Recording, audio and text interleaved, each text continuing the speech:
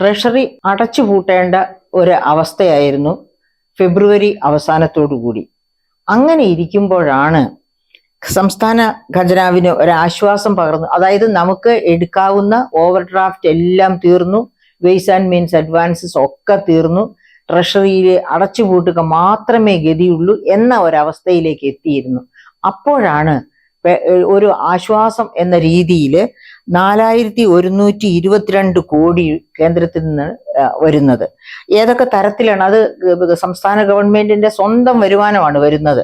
ഏതൊക്കെ തരത്തിലുള്ളതാണ്? 2736 കോടി നികുതി വിഹിതം, സംസ്ഥാനം അർഹിക്കുന്ന GST നികുതി വിഹിതം. 1386 കോടി IGST എന്ന് പറഞ്ഞാൽ അന്തർ സംസ്ഥാന, അതായത് ചരക്ക് സേവന നികുതിയുടെ തന്നെ അന്തർ സംസ്ഥാന ചരക്ക് നീക്ക വിഹിതം. അതാണ് IGST, integrated goods and services tax എന്ന് പറയുന്നത്. അപ്പൊ ഇങ്ങനെ കേന്ദ്ര നികുതി വിഹിതമായി 2736 കോടിയും IGST വിഹിതമായി 1386 കോടിയും വന്നതോടുകൂടി ആ ട്രഷറി സ്തംഭനം ഒഴിവായി എന്ന് പറയാം. അങ്ങനെ ഇരിക്കുമ്പോഴാണ് കോടതിയിൽ ഒരു ഹിയറിംഗ് ഉണ്ടാകുന്നത്. സംസ്ഥാന ഗവൺമെന്റ് കൊടുത്തിരുന്ന കേസ്, അതായത് ധനപ്രതിസന്ധിക്ക് പരിഹാരമായി കേന്ദ്രം 50,000 കോടി കടമെടുക്കാൻ അനുവദിക്കണം എന്ന റിക്വസ്റ്റോട് കൂടിയുള്ള അതിന്റെ ഹിയറിംഗിൽ ആണ് സംസ്ഥാന ഗവൺമെന്റിനെതിരെ കേന്ദ്ര ഗവൺമെന്റ് ആഞ്ഞടിക്കുന്നു. സംസ്ഥാന ഗവൺമെന്റ് കടുത്ത ധനപ്രതിസന്ധിയിലാണ്. എന്നിട്ടും കോടതിയിലേക്ക് പോയിരിക്കുകയാണ്. അങ്ങനെ കോടതിയിൽ പോകേണ്ട ആവശ്യമില്ല. കോടതിയിൽ കൊടുത്തിരിക്കുന്ന കേസ് പിൻവലിച്ചാൽ 13,608 കോടി കടമെടുക്കാൻ അനുവദിക്കാം എന്നായിരുന്നു കേന്ദ്രം സംസ്ഥാനത്തോട് ചൊടിച്ചത്. അപ്പം കോടതി പറഞ്ഞു അങ്ങനെ പറയേണ്ട കാര്യമില്ല. കാരണം ഏത് സംസ്ഥാനത്തിനും ഫെഡറൽ പ്രിൻസിപ്പിൾ അനുസരിച്ച് കോൺസ്റ്റിറ്റ്യൂഷണലായിട്ട് തന്നെ, കോൺസ്റ്റിറ്റ്യൂഷന്റെ 131 വകുപ്പ് അനുസരിച്ച് തന്നെ ഏത് സംസ്ഥാനത്തിനും സുപ്രീം കോടതിയെ അഭയം പ്രാപിക്കാം.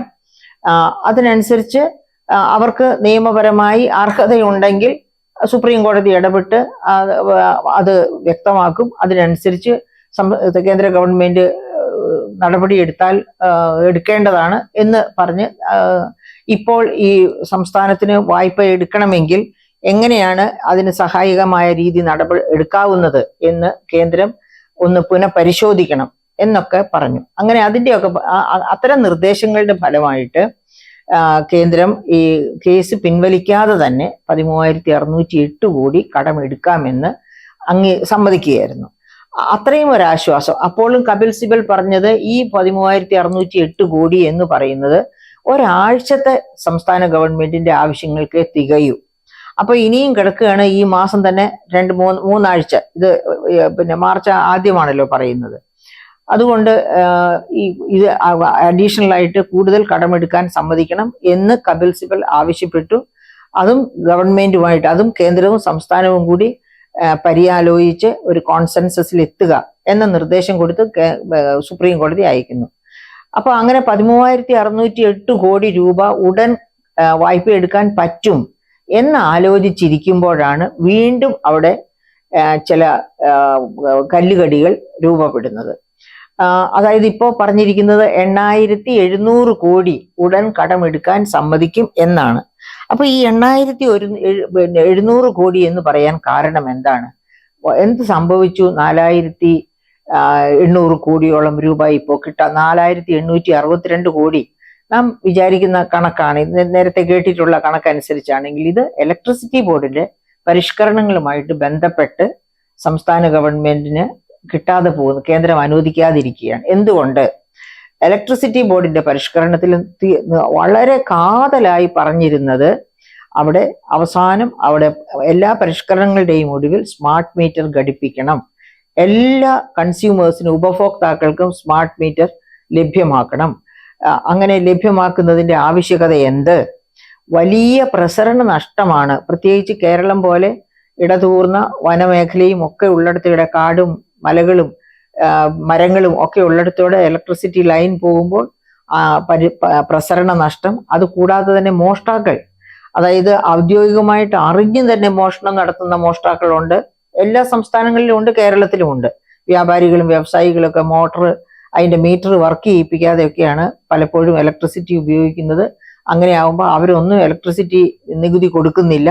അങ്ങനെയൊക്കെ വരുമ്പോൾ അഥവാ വളരെ വളരെ കൂടുതൽ ഉപഭോഗിച്ചിട്ട് വളരെ കുറവ് മാത്രം കൊടുക്കുന്ന വ്യാപാരികളും വ്യവസായികളും ഉണ്ട്. അങ്ങനെയുള്ള പ്രസരണ നഷ്ടം 20% മുതൽ 30% വരെ വരും. അപ്പോൾ അത്രയധികം നഷ്ടത്തിലേക്ക് ഇലക്ട്രിസിറ്റി ബോർഡിനെ വീഴിക്കുന്ന ഒന്നാണ് ഈ പ്രസരണ നഷ്ടം. ആ പ്രസരണ നഷ്ടം ഇല്ലാതെയാക്കാനാണ് സ്മാർട്ട് മീറ്റർ ഘടിപ്പിക്കുക എന്ന് പറഞ്ഞത്. ടോട്ടക്സ് മോഡലിലുള്ള അതായത് ടോട്ടൽ എക്സ്പെൻഡിച്ചർ മോഡൽ. അതിന്റെ ടോട്ടൽ എക്സ്പെൻഡിച്ചർ കൺസ്യൂമേഴ്സിൽ നിന്ന് തന്നെ ദീർഘകാലത്തിൽ ഈടാക്കുക.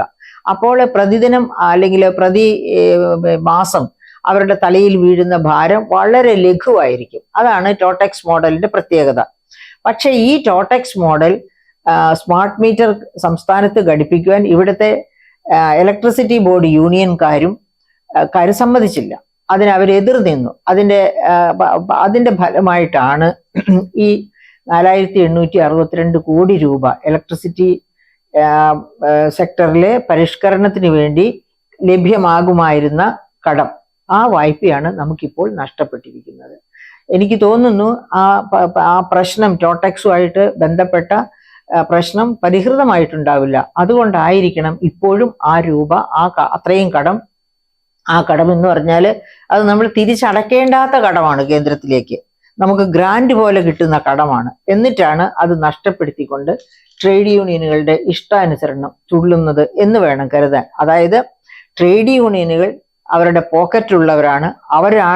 ട്രേഡ് യൂണിയനുകളാണ് ഗവൺമെന്റിന് വേണ്ടി ഗവൺമെന്റ് ആഗ്രഹിക്കുന്ന തരത്തിൽ ഉള്ള പ്രവർത്തന ശൈലി കാഴ്ചവെക്കാൻ സഹായിക്കുന്നത്. മറിച്ച് സാധാരണ ജനങ്ങളിൽ നിന്ന് ജനങ്ങൾക്ക് പ്രതിരോധം തീർക്കാൻ അവസരമില്ല, കഴിവില്ല.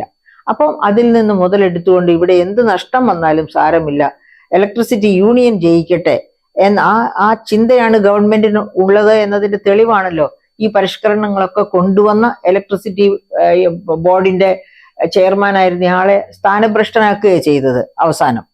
അപ്പം അങ്ങനെയുള്ള ഒരു സംസ്ഥാനത്ത് ഇതുപോലെയുള്ള തിരിച്ചടികൾ നമുക്ക് പ്രതീക്ഷിക്കാവുന്നതാണ്. അപ്പൊ അങ്ങനെയാണ് ഈ 8700 കോടിയിൽ ഇപ്പോൾ നിന്നിരിക്കുന്നത്. അപ്പോൾ ഇനി ബാക്കി കിട്ടുമെന്ന് പ്രതീക്ഷിക്കാൻ വയ്യ. അങ്ങനെയാണ് എന്നുണ്ടെങ്കിൽ നമ്മൾ ഏപ്രിൽ മാസത്തിലേക്ക്, അതായത് ഏപ്രിൽ മാസം 1-ാം തീയതി ആകുമ്പോഴും ഫെബ്രുവരി മാസം 1-ാം തീയതി, മാർച്ച് മാസം 1-ാം തീയതിയും 2-ാം തീയതിയും ഈ സംസ്ഥാനത്തിന്റെ ചരിത്രത്തിൽ ആദ്യമായി ശമ്പളവും പെൻഷനും മുടങ്ങിയതുപോലെ തന്നെ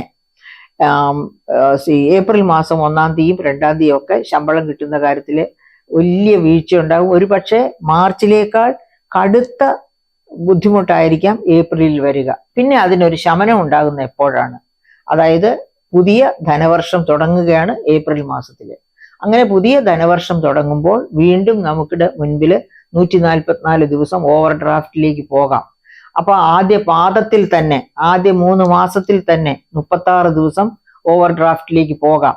അങ്ങനെ ഓവർ ഡ്രാഫ്റ്റിലേക്ക് പോകാനുള്ള അവസരം കിട്ടുന്നത് വരെ അത് ആദ്യത്തെ ചൊവ്വാഴ്ചയായിരിക്കും നമുക്ക് ഓവർ ഡ്രാഫ്റ്റിലേക്ക് പോകാനുമുള്ള സൗകര്യം പ്രയോജനപ്പെടുത്താൻ കഴിയുക.